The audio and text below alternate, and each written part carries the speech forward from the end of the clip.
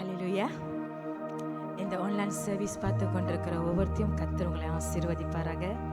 வாஞ்சியோடு எதிர்பார்த்தோடு நீங்கள் பார்த்து கொண்டிருக்கிற ஒவ்வொருவரும் கர்த்தர் ஆசீர்வதிப்பாராக. கண்களை மூடி அவரை நோக்கி நாம் பார்ப்போமாக. எங்க நேசிக்கிற நல்ல தகப்பனே, இந்த கால வேளையிலும் கூட அப்பா உம்முடைய சமூகத்தில் நாங்கள் நிற்பது எத்தனை பாக்கியம் ஆண்டவரே. இந்த வேளையிலும் கூட ஆண்டவரே நாங்கள் உண்மை ஆராதிக்கும் போது, உண்மை உயர்த்தும் போதும் கூட ஆண்டவரே உம்முடைய கரம் ஒவ்வொரு மேலும் ஆண்டவரே இருப்பதாக ஆண்டவரே. அப்பா ஆவியோடும் உண்மையோடும் உண்மை ஆராதிக்கிற ஒவ்வொரு பிள்ளைங்களும் ஆண்டவரே நீ ஆசீர்வதியும். இயேசுவின் நாமத்தில் ஜெபிக்கிறேன் என் ஜீவனுள்ள பிதாவே, ஆமென். நமக்காக யாவையும் செய்து முடித்த தேவாதி தேவனை நாம் துதித்து நாம் பாடுவோமாக.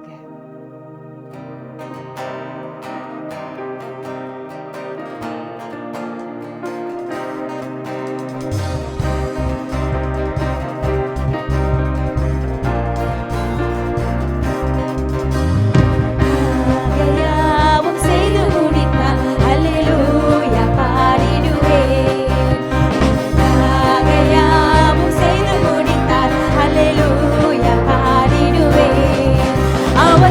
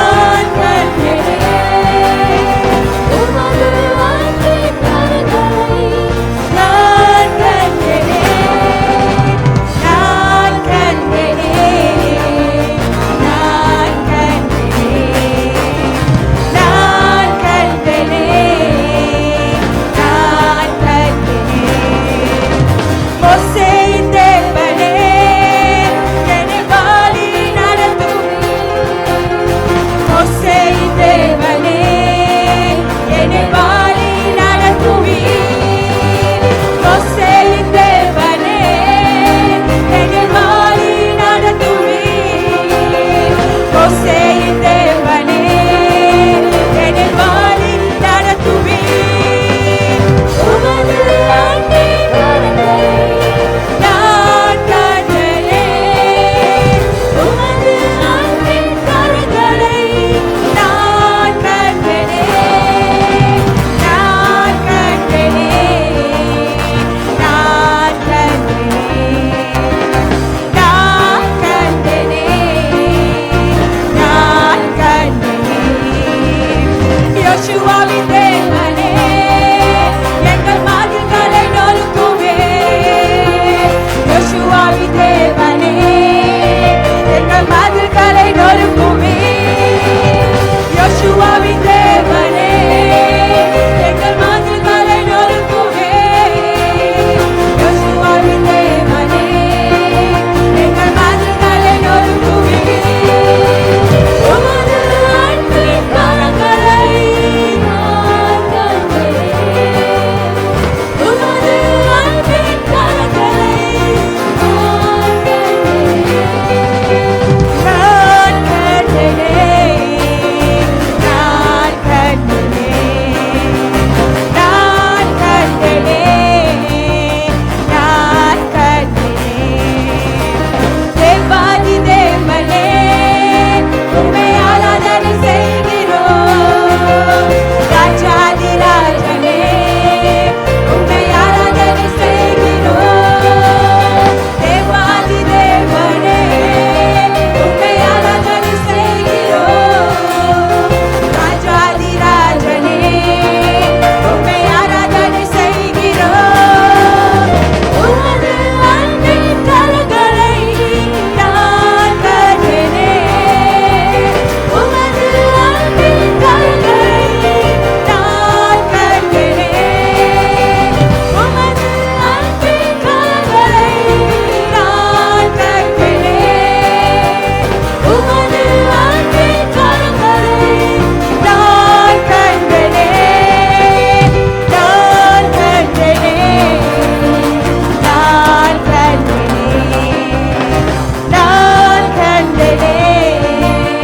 நான் கண்டேன். நான் கண்டேன். நான் கண்டேன். நான் கண்டேன்.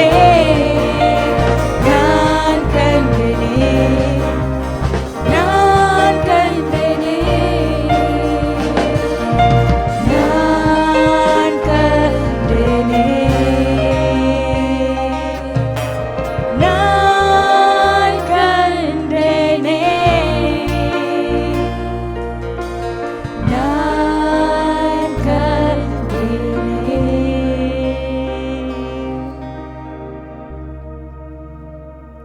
ஆமாண்டவரே, உம்முடைய கரம் நம்ம மேலே இருப்பது ஆண்டவரே நாங்கள் உணர முடியுது ஆண்டவரே. உம் நாமத்தை நாங்கள் உயர்த்துகிறோம் அப்பா.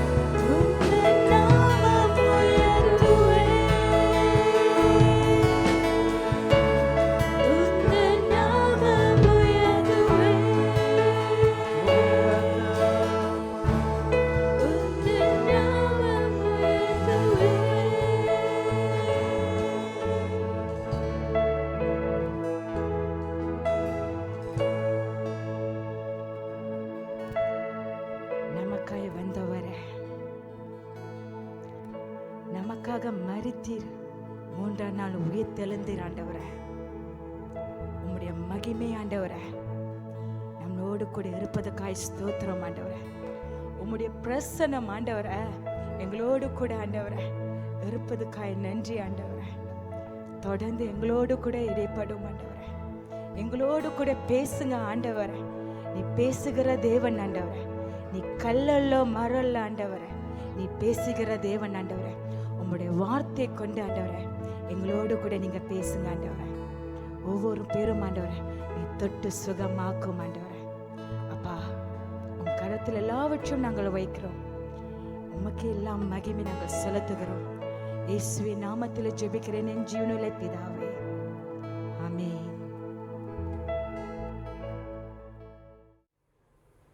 Good morning, church. காலை வணக்கம் திருச்சபையாரே.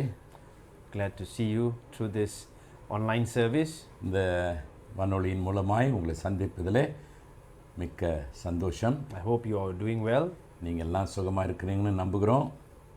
that you are strong in your health, உங்களுடைய சரீரத்தில் நல்ல சுகமாகவும், that there's peace and joy in your house. உங்கள் வீடுகளிலே சந்தோஷமும் சமாதானமும் நிறைந்திருக்கும். Okay, in this midst of this MCO, இந்த ஊரடங்கு காலத்தில் okay, sometimes peace is given for a reason. சில சமயங்களிலே சமாதானம் ஒரு காரணத்தோடு கொடுக்கப்பட்டது. Why does God bring peace? ஏன் கர்த்தர் சமாதானத்தை கொண்டு வருகிறார்? Okay, so we're going to look at the life of Solomon. இன்றைக்கு நம்ம சாலமோன் ராஜாவுடைய வாழ்க்கையை பார்க்க Okay, போகிறோம். just a short Solomon and David. சுருக்கமாக சாலமோன் ராஜாவையும் தாவீது ராஜாவையும் நம்ம ஒப்பிட்டு பார்க்க Can போகிறோம். we turn to the book of 1 Kings chapter 5 verse 2 to 5? 1 ராஜாக்கள் 5ஆம் அதிகாரத்தை நம்ம சற்று திருப்பி பார்ப்போம். I'll read that to you. Then வாசிக்க நம்ம கேட்போம். Solomon sent word to Hiram, saying, "You know that David my father was unable to build a house for the name of the Lord his God, because of the walls which surrounded him, until the Lord put them under the soles of his feet. But now the Lord my God has given me rest on every side. There is neither adversary nor misfortune. Behold, I intend to build a house for the name of the Lord my God, as the Lord spoke to David my father, saying, Your son whom I will set on your throne in your place, he will build the house for my name." அப்பொழுது Solomon ஈராமினிடத்தில் ஆட்களை அனுப்பி, என் தகப்பனாகிய தாவீதின் சத்துருக்களை கர்த்தர் அவருடைய பாதங்களுக்கு கீழ்ப்படுத்தும் அளவும், அவர்கள் தம்மை சுற்றிலும் செய்கிற யுத்தத்தினால் அவர் தம்முடைய தேவனாகிய கர்த்தருடைய நாமத்திற்கு ஆலயத்தை கட்ட அவருக்கு கூடாதிருந்தது என்று நீர் அறிந்திருக்கிறீர். ஆனாலும் இப்பொழுதோ என் தேவனாகிய கர்த்தர் எங்கும் எனக்கு இளைப்பாறுதலை தந்தார். விரோதியும் இல்லை, இடையூறையும் இல்லை. ஆகையால் நான் உன் ஸ்தானத்தில் உன் சிங்காசனத்தின் மேல் வைக்கும் உன் குமாரனே என் நாமத்திற்கு ஆலயத்தை கட்டுவான் என்று கர்த்தர் என் தகப்பனாகிய தாவீதினிடத்திற்கு சொன்னபடியே என் தேவனாகிய கர்த்தரின் நாமத்திற்கு ஆலயத்தை கட்ட வேண்டும் என்று இருக்கிறேன். Shall we pray? ஜெபிப்போம். Father, bring a word for us this morning. ஆண்டவரே, எங்களுக்கு இந்த காலை வேளையிலே உம்முடைய வார்த்தையை கொண்டு வாரும். Speak life into our situations. ஆண்டவரே, எங்களுடைய சூழ்நிலைகளிலே ஜீவனை பேசும். Bring forth your presence. உம்முடைய பிரசன்னத்தை கட்டளையிடும். In Jesus' name. இயேசுவின் நாமத்தில் பிதாவே, Amen. Amen. Sometimes peace is given for a reason. சில சமயங்களில் சமாதானம் ஒரு காரணத்தோடு கொடுக்கப்பட்டிருக்கிறது. King David's desire was to build a dwelling place for God. தாவீது ராஜாவினுடைய ஆசை வாஞ்சை கர்த்தருக்கென்று ஒரு தங்கும் ஸ்தலத்தை உண்டாக்கும்படியாக. Okay, this dwelling place is what we call a temple. தங்கும் ஸ்தலம் என்பது தேவனுடைய ஆலயம். After King David became king of Israel, தாவீது ராஜா இஸ்ரேல் தேசத்துக்கு ராஜாவான பிறகு he first chose a location for where he was to be king.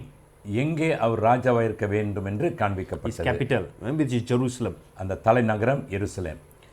Then second, he wanted the presence of God. ரெண்டாவது அவருக்கு வந்து தேவனுடைய பிரசனம் தேவையாயிருந்தது. So he desired for the ark of the tabernacle to be brought to Jerusalem. ஆகினாலே தேவனுடைய ஆசரிப்பு கூடாரம் எருசலேமுக்கு கொண்டு வரும்படியாய் அவர் செய்தார். So all these were completed. இவையெல்லாம் முடிந்தது. But one day this all changed. ஆனால் ஒரு நாள் இவையெல்லாம் மாறியது. One day he is looking at his own house. ஒரு நாள் தன்னுடைய அரண்மனையை அவர் பார்த்து கொண்டிருக்கும் போது His mind wandered off. அவருடைய எண்ணம் அங்குமிங்குமாய் சிதறி And his போனது. thoughts began to compare his own palace with the tabernacle. அப்பொழுது அவர் என்ன செய்தார்?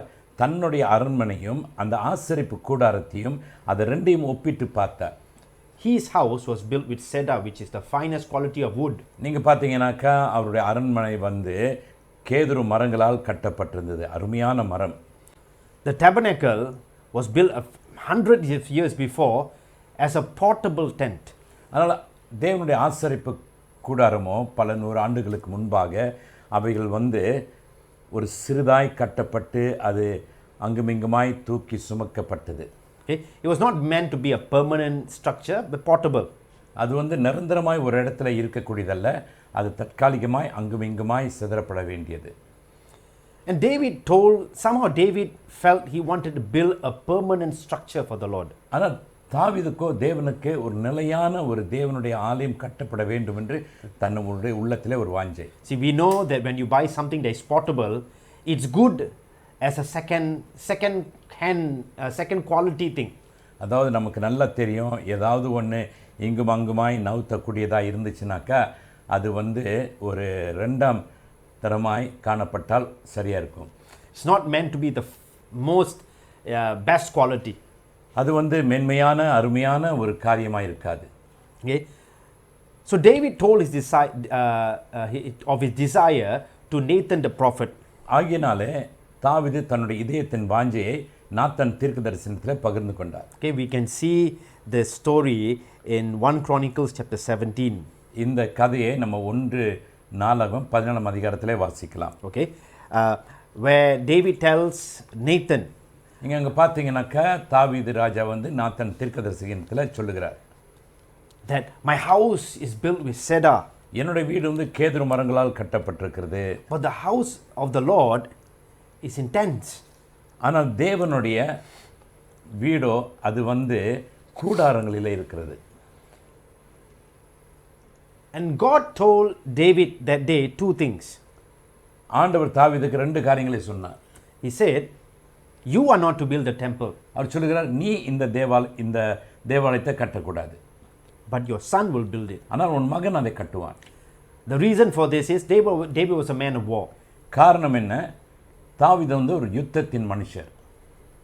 His heart was not ready for the work of the temple. அவருடைய இருதயம் தேவனுடைய ஆலயத்தை கட்டப்படுவதற்கு ஆயத்தமாய் இல்லை. In God's eyes. தேவனுடைய பார்வையிலே அது அப்படி அல்ல. Secondly, what God told him was, God will establish a lineage for him. தேவன் என்ன சொல்லுகிறார்? தாவீதுக்கு கர்த்தர் ஒரு தலைமுறையை அவர் வந்து ஸ்தாபிப்பார். A kingly lineage that would carry on after his death. ஒரு ராஜரீக பாரம்பரியத்தை அவருக்கு நிலைப்படுத்துவார். தாவீது ராஜா செத்தும் அந்த பாரம்பரியம் அது நீடிக்கும். So God did not reject David, but God just stopped him from doing the building of the temple. தேவன் வந்து தாவீதை முற்றிலுமாய் தள்ளிவிடலை, ஆனால் தேவன் வேறு திட்டம் வைத்திருந்தார். Okay, because God had another plan. காரணம் தேவனுக்கு ஒரு திட்டம் இருந்தது. Okay, it doesn't mean God was not with David. அது வந்து தேவன் தாவீதோடு இருக்கிறார் இல்லை என்று சொல்லி அப்படி அல்ல. God was with David throughout all his battles. ஆண்டவர் தாவீதோடு தன்னுடைய யுத்தங்கள் முழுவதிலும் கூடவே இருந்தார். But he had another plan. ஆனால் வேறொரு திட்டம் வைத்திருந்தார். And David, though he was not allowed to build a temple, he began to gather resources for the temple. நம்ம இங்கே பார்க்கிறோம் பாருங்க, தாவீதோ தேவனுடைய ஆலயத்தை கட்டுவதற்கு அவருக்கு அந்த அனுமதி இல்லாவிட்டாலும், ஆனால் தேவனுடைய ஆலயத்தை கட்டுவதற்கு எல்லா ஆயத்தங்களும் செய்து வைத்தார். He did the work as a human resource manager, அதாவது getting all the workers, வேலையாட்களை எல்லாம் கூட்டி சேர்க்க இப்படியான காரியங்கள் He எல்லாம் அவர் செய்து did முடித்தார். the architectural work. பிறகு அந்த கட்டிடத்தை இப்படிதான் இருக்க வேண்டும் என்று சொல்லி அதை வரைந்து கொடுத்தார். Okay, planning and designing the layout for the temple. அதாவது தேவனுடைய ஆலயம் இப்படிதான் அது கட்டப்பட வேண்டும் என்று சொல்லி அவருடைய அஸ்திபாரங்கள் எல்லாம் போடுவதற்கும் He was also he did all the preparations to gather the gold, silver, and bronze and all costly stones. தேவனுடைய ஆலயத்தை கட்டுவதற்கு பொன்னும் வெள்ளியும் தங்கமும் மற்றும் வெளியேறப்பட்ட கற்களை எல்லாம் தேடி சேர்த்து வைத்தார். He did the groundwork. அவர் செய்ய வேண்டிய வேலையெல்லாம் செய்து முடித்தார். When Solomon his son became king, Solomon ராஜாவான பிறகு God told him to build a temple. ஆண்டவர் சாலமனை பார்த்து சொல்றார், இப்பொழுது நீ இந்த தேவாலயத்தை கட்டு. And Solomon explained in the passage we have read why God chose him and not his father.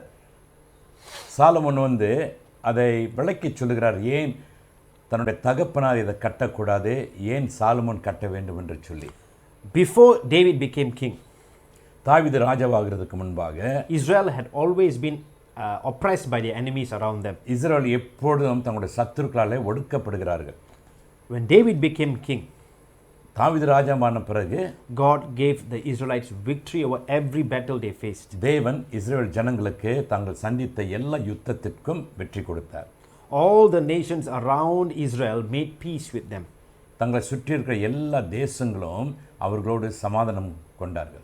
So when Solomon came into power, ஆகினால சாலமன் ராஜபாரத்துக்கு வந்த பிறகு Israel had already become a nation of peace இஸ்ரவேல் தேசம் ஒரு சமாதானத்தின் தேசமாய் காணப்பட்டது. because there was rest on all its sides. காரணம் எல்லா பக்கத்திலையும் அங்கே அமைதி இருந்தது, சமாதானம் இருந்தது. God wanted rest before the temple was to be built. தேவனுடைய ஆலயம் கட்டப்படுவதற்கு தேவன் எல்லா பக்கத்திலையும் அமைதி சமாதானம் இருக்க வேண்டும் என்று விரும்பினார். The entire project took 7 years to build. இந்த கட்டட பணி எல்லாம் 7 வருடங்கள் எடுத்தது செய்து முடிக்க. Okay, we can read that in 1 Kings 6 verse 38. இது 1 நாளாகமம் 6ஆம் அதிகாரம் 38ஆம் வசனத்திலும் வாசிக்கலாம். And in order to build the temple, இந்த தேவாலயத்தை கட்டுவதற்கு God wanted a man who would be solely focused on his work. தேவன் இதை கட்டுவதற்கு ஒரு மனுஷன் தன்னுடைய முழு இருதயமும் இந்த பணியில இருக்க வேண்டும் என்று சொல்லி விரும்பினார். David's heart was right. தேவனுடைய இருதயம் சரியா இருந்தது. David's heart was right. தேவனுடைய இருதயம் சரியா இருந்தது. But God did not want David to be involved with this temple. ஆனால் தேவன் இந்த ஆலயத்தை கட்டுவதற்கு தாவீது ஈடுபட வேண்டாம் என்று சொல்லி இருந்தார். Because his heart was focused on bringing victories for Israel. காரணம் அவருடைய இருதயமோ இஸ்ரவேல் தேசத்துக்கு சமாதானத்தை கொண்டு வரும்படியாக. So if he was to build a temple, அப்படி அவர் இந்த தேவாலயத்தை கட்ட வேண்டுமானால் he would have to divide his time between battles and building a temple. அவர் என்ன செய்ய வேண்டும், அதாவது யுத்தத்தை செய்ய வேண்டும், தேவனுடைய ஆலயத்தை கட்ட வேண்டும். அப்படியாய் தன்னுடைய மனம் இரு பக்கமாய் இழுக்கப்படும். And God didn't want that. தேவன் அதை விரும்பவில்லை. Not to say David was bad, தேவீது பொல்லாதவர் என்று சொல்லல, but because he was focused on something else. காரணம் அவருடைய நோக்கம் குறியெல்லாம் வேறு ஒன்றிலிருந்து, Another project by God, தேவனால் கொடுக்கப்பட்ட வேறு ஒரு ஊழியத்தில், which is to bring victory, வெற்றி கொண்டு வருவதற்கு, bring peace. சமாதானம் கொண்டு வருவதற்கு. Only when that is finished, then the temple was to be built. அது முடிந்த பிறகுதான் தேவனுடைய ஆலயம் கட்டப்பட வேண்டும். So when Solomon came into power, ஆகினால் சாலமன் ஆட்சிக்கு வந்த பிறகு his situation was ready for the temple. அவருடைய சூழ்நிலை தேவனுடைய ஆலயத்தை கட்டுவதற்கு சரியாய் There was நேர்த்தியாய் peace இருந்தது. all around him. எப்பக்கத்திலும் சமாதானம் இருந்தது. There was enough resources already. அதே சமயத்தில் கட்டுவதற்கு எல்லா காரியங்களும் பொருள்களும் இருந்தது. Everything was enough. எல்லாம் போதுமாய் And இருந்தது. there was enough manpower. அதே சமயத்தில் வேலை செய்வதற்கு ஆட்களும் They நிறைந்திருந்தது. didn't need men to go and fight. அவர்கள் அவர்களுக்கு ஆட்கள் தேவைப்பட அவசியம் இல்லை இப்போ யுத்தம் செய்வதற்கு. Peace. சமாதானம். So they could work for the temple. ஆகிய எல்லாரும் தேவனுடைய பணியில ஈடுபடுவது. So the temple was completed ஆகிய தேவனுடைய ஆலயம் கட்டப்பட்டு முடிந்தது in 7 years 7 வருஷத்தில். because of what was going on. காரணம் அங்கே நடைபெற்று கொண்டிருந்த காரியத்தினாலே. And at the dedication of the temple. அந்த தேவாலயத்தினுடைய பிரதிஷ்டை நேரத்தில், You'll read that in the book of further on. பிறகு நீங்கள் அதை வாசிக்கலாம். அது At the dedication of the temple, the glory of the Lord came upon the temple. தேவனுடைய ஆலயம் பிரதிஷ்டை செய்யப்படும் போது தேவனுடைய மகிமை அந்த தேவாலயத்தின் மேலே வந்தது. It descended to signify God was pleased. அந்த தேவாலயத்தின் மேல் வந்து இறங்கினது. அது என்ன அர்த்தம்? தேவன் இதில் பிரியமாய் இருக்கிறார். My presence will be with you. என் பிரசனம் உன்னோடு இருக்கும். And from this passage we see இந்த பகுதியில் நாம் வாசிக்கிறோம் that the temple was completed தேவனுடைய ஆலயம் கட்டி முடிந்தது according to what God wanted. தேவன் விரும்பினபடி. And if you look through the book of Kings and Chronicles, பிறகு ராஜாக்கள் புஸ்தகங்களும் நாளாகம புஸ்தகத்தை நாம் வாசிக்கும்போது when you read the life of the kings that came after Solomon Solomon ராஜாவுக்கு பின்னாக வந்த ராஜாக்களுடைய வாழ்க்கை for many hundred of years, பல நூறு ஆண்டுகள், one thing you will note, ஒரு காரியத்தை நம்ம அறிந்து கொள்ளலாம். whenever there was right worship in that temple, அந்த தேவாலயத்தில் சரியான ஆராதனை தொழுகை இருக்கிற வேளையில், whenever there was a battle, there was victory. எப்பெல்லாம் ஒரு யுத்தம் வருகிறதோ அங்கே வெற்றி உண்டு. Whenever there was no worship in the temple, அங்கே ஆராதனை இல்லாமல் இருக்கும் நேரத்தில் there was defeat. அங்கே தோல்விதான். So we see the temple being completed. ஆகிய தேவாலயம் கட்டி முடிந்தது நாம் God பார்க்கிறோம். wanted one man to be focused to build his work. தேவனுக்கு வேண்டியதெல்லாம் ஒரு மனுஷன் தம்முடைய ஆலயத்தை கட்டுவதில் ஒரே குறியாக இருப்பது. And when that finished, அது முடிந்த பிறகு God's presence remained with the people of Israel. தேவனுடைய பிரசனம் இஸ்ரவேல் ஜனங்களோடு என்றென்றும் As இருந்தது. long as worship was going on, அங்கே தொழுகை இருக்கிற வரைக்கும் victory always came. வெற்றி எப்போதும் வந்தது. What's the significance between this passage and us today? இந்த பகுதிக்கும் நம்முடைய வாழ்க்கைக்கும் என்ன உறவு கொள்ளுகிறது? God desires worship. தேவன் ஆராதனை விரும்புகிறார். Worship is what we give back to God for what he has given us. தேவன் நமக்கு செய்து கொடுத்து முடித்த காரியங்களுக்கு நாம் அவருக்கு திரும்பி கொடுப்பதுதான் ஆராதனை. And this was what was in David's heart. இதுதான் தாவீதினுடைய உள்ளத்தில் இருந்தது. The Lord has blessed me. கர்த்தரனை ஆசீர்வதித்திருக்கிறார். Look, I live in a palace of cedar. இந்த பாருங்க, நான் கேதுரு மரங்களால் செய்யப்பட்ட அரண்மனையில தங்கி இருக்கிறேன். What can I give back to the Lord? நான் தேவனுக்கு என்ன கொடுக்க முடியும்? David's heart was to bless the Lord. தாவீதினுடைய இருதயம் கர்த்தரை ஆசீர்வதிக்க முடியாங்க. And he wanted to build a temple. தேவனுக்கென்று ஒரு ஆலயத்தை கட்டுவது. And God honored his heart. தேவன் அவனுடைய இருதயத்தில் உள்ளதை கனப்படுத்தினார். By establishing a lineage for him. அவருக்கு ஒரு பாரம்பரியத்தை உண்டு பண்ணி அவருடைய தலைமுறையின் பிரகாரமாய் ஒருவர் அதை கட்டுவதற்கு. Even though if that descendant was unfaithful, God still blessed them because of David. அப்படியே அவருடைய தலைமுறையில் வந்தவர்கள் உண்மை இல்லாமல் இருந்தாலும் தாவீது நிமித்தமாய் கர்த்தர் அந்த காரியத்தை ஆசீர்வதித்தார். When you worship God, நீங்கள் கர்த்தரை ஆராதிக்கும் போது you are blessed. நீங்க ஆசீர்வதிக்கப்படுறீங்க. Your descendants are blessed. உங்களுடைய சந்ததி ஆசீர்வதிக்கப்படும். That's what we see in David's life. இதை நம்ம தாவீதினுடைய வாழ்க்கையில பார்க்கிறோம். Second thing, இரண்டாவது, God wants wholeheartedness in worship. கர்த்தர் நம்ம முழு இருதயத்தோடு ஆராதிப்பது அவர் விரும்புகிறார். The entire process of building the temple was an act of worship. அதாவது இந்த ஆலயத்தை கட்டுவது முழுதும் நீங்க பார்த்தீங்கன்னாக்கா அவை எல்லாமே ஆராதனையா இருந்தது. God wanted full focus. ஆண்டவருக்கு முழு நோக்கம். So David was also a worshipper. தாவீதும் ஒரு ஆராதனை வீரர். He worshipped in his battles. தன்னுடைய யுத்தத்திலே கர்த்தரை ஆராதித்தவர். Solomon worshipped in the building of the temple. ஆனால் சாலமோனோ தேவனுடைய ஆலயத்திலே கர்த்தரை ஆராதித்தார். In whatever you are doing, நீங்க எது செய்தாலும் சரி, do it well. அதை சரியாய் செய்யுங்க. Do it for the Lord. கர்த்தருக்கென்று செய்யுங்க. In your work, in your studies, உங்களுடைய வேலையில, உங்களுடைய படிப்பில do it for the Lord. கர்த்தருக்கென்று செய்யுங்க. And it becomes an act of worship. அது தேவனுக்கு ஒரு ஆராதனையாய் எழும்பும். God looks at your heart. கர்த்தர் உங்களுடைய இருதயத்தை பார்க்கிறார். Be focused. Don't try to do 2 things, 3 things at one time. நீங்க நிறைய காரியங்களை இதெல்லாம் செய்யாத படிக்க இல்லாத படிக்க ஒரே ஒரு காரியத்தை நோக்கமாயிருங்க. And give your best. உங்களுடைய சிறந்ததை கர்த்தருக்கு. But learn to worship through it. ஆனா கர்த்தருக்கு அதன் மூலமா நீங்கள் ஆராதனை செய்ய பழகுங்க.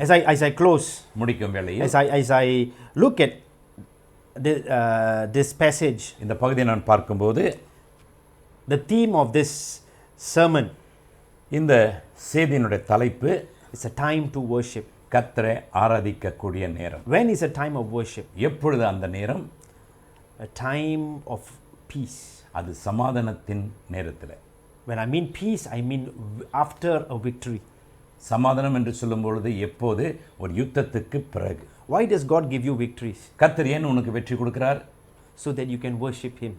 கர்த்தர் நீ கர்த்தரை ஆராதிக்க முடியும். Why does God bless you? கர்த்தர் ஏன் உன்னை So ஆசீர்வதிக்கிறார்? that you can worship Him. நீ அவரை ஆராதிக்க முடியாக. David looked at all the blessings he had. தாவீது தன்னுடைய ஆசீர்வாதங்களை எல்லாவற்றையும் பார்க்கிறார். He said, what can I give God more?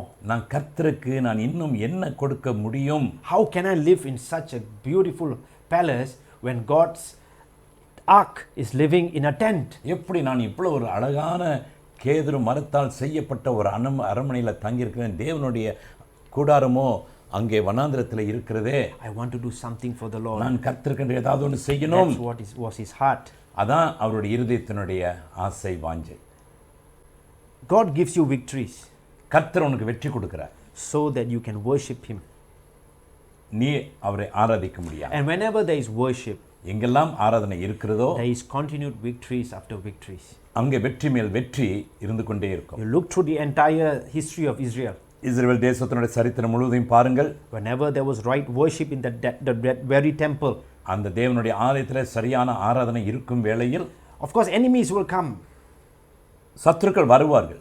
You look at the godly kings of Israel. நீங்கள் தேவனுக்கு பயந்த ராஜாக்களை பாருங்கள். Jehoshaphat, யோசபாத் ராஜா, Asa, ஆசா ராஜா, whenever Hezekiah, எசேக்கியா ராஜா, big armies came against them, பெரிய பெரிய ராணுவங்கள் எல்லாம் எதிர்த்து வந்தது. but they looked to the Lord ஆனால் கர்த்தர் நோக்கி in பார்த்தார்கள். that very temple, அதே தேவாலயத்தில் தான் and God gave them victory கர்த்தர் அவர்களுக்கு வெற்றி கொடுத்தார்.